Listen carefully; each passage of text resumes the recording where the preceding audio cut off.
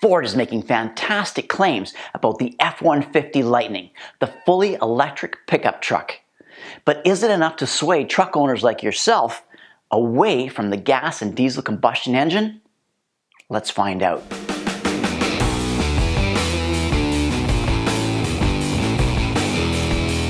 Before we get into the what, how, and why of this new truck, we'd like to point out the huge difference between the F-150 Lightning and the contenders. Now, this is actually going to be built by a company that understands pickup trucks and pickup truck owners. If you're considering a new truck, is this the model of battery electric vehicle to buy?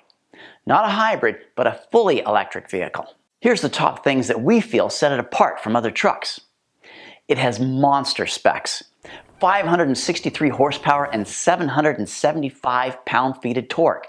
More torque than any F-150 in history. And a battery power plant with enough juice in it to power your house in the event of an emergency. There's a 400-liter frunk, where the combustion engine would normally take up space.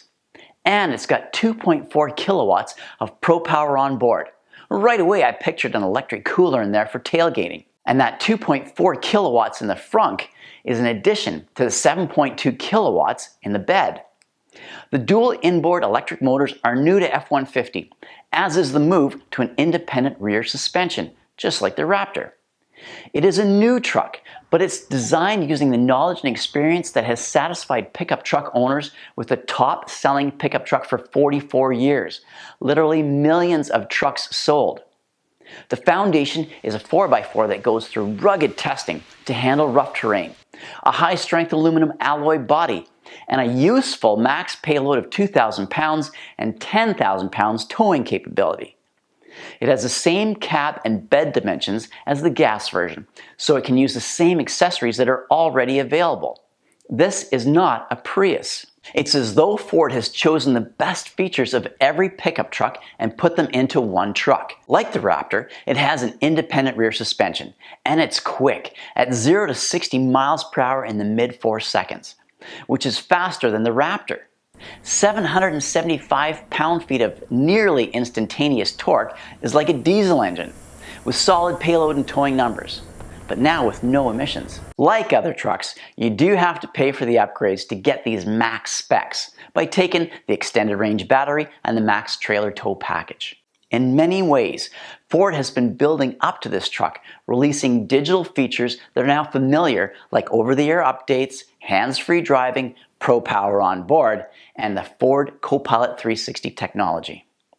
But there are also new features, like the phone as a key, so you can lock and unlock and start your truck with your phone. And while phone as a key is cool, it's not as groundbreaking as intelligent backup power, which is a massive step up from ProPower on board. The ProPower on board feature that lets you tap into your battery to run tools and tailgating accessories. For buyers who opt for the 80 amp Ford Charge Station Pro, intelligent backup power automatically reverses from charging the truck to delivering power back into your home in the event of a power outage. Keeping your food safe in the fridge and freezer, the air conditioning on during a heat wave, or the heat on during an ice storm. Ford says there's enough power in the extended range battery to power a home for 3 days using 30 kilowatt hours per day, or up to 10 days if you ration your use. Battery electric vehicles are really all about the batteries. In this case, the Lightning's lithium-ion power cells. Now first, let's talk warranty. It's always bothered me. Ford warranties all uniquely electric vehicle components for 8 years or 160,000 kilometers. For the batteries, that means a minimum of 70% of their original capacity. Now what happens after that? We don't know yet. There are 2 battery configurations available. The standard with a range of 370 kilometers and the extended providing an estimated 483 kilometers. Now they are estimates, and like a combustion engine, the range mostly depends on how heavy your foot is or what you're towing, and the weight of your payload. The difference with a battery electric vehicle is you can't just pull into one of a million gas stations and go from empty to full in 5 minutes. And Ford understands that this is a major concern for truck buyers considering a battery electric vehicle. Where can we charge and how long will it take? The best speed for home charging is by using that 80 amp Ford Charge Station Pro with a dual onboard charging system available in the extended range battery. Now this will add 48 kilometers of range per hour, taking the battery from 15 to 100% in about 8 hours.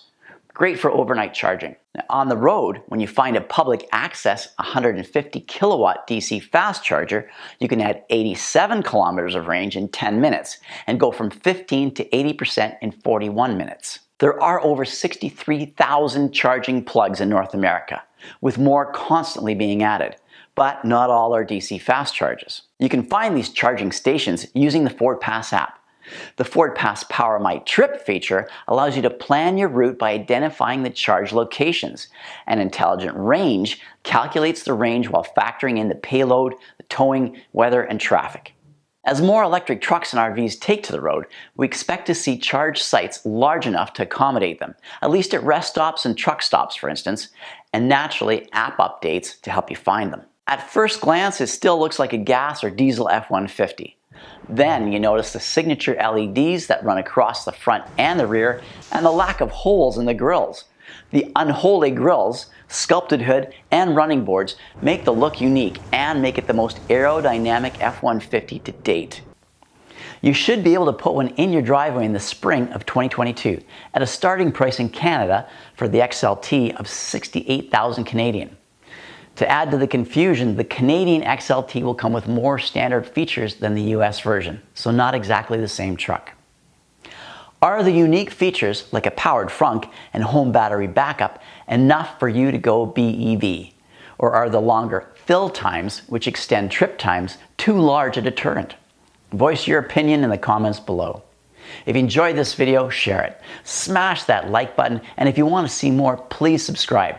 And ring that bell so you're the first to know when a new video comes out.